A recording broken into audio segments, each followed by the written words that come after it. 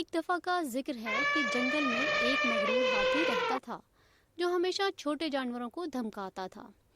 اس کے گھر کے قریب چونٹیوں کا ایک گھر تھا جہاں وہ جاتا اور چونٹیوں پر پانی چھڑکتا۔ چونٹیاں اپنے چھوٹے سائز کی وجہ سے رونے کے سوا کچھ نہیں کر پاتی، جبکہ ہاتھی ان پر ہنستا اور چونٹیوں کو دھمکی دیتا کہ وہ انہیں کچل کر مار ڈالے گا۔ ایک دن چونٹیوں کو غصہ آ گیا اور انہوں نے ہاتھی کو سبق سکھانے کا فیصلہ کیا۔ وہ سیدھے ہاتھی کی سونڈ میں گھس گئے اور اسے کاٹنے لگے۔ ہاتھی درد سے چیخنا چلانا شروع ہو گیا۔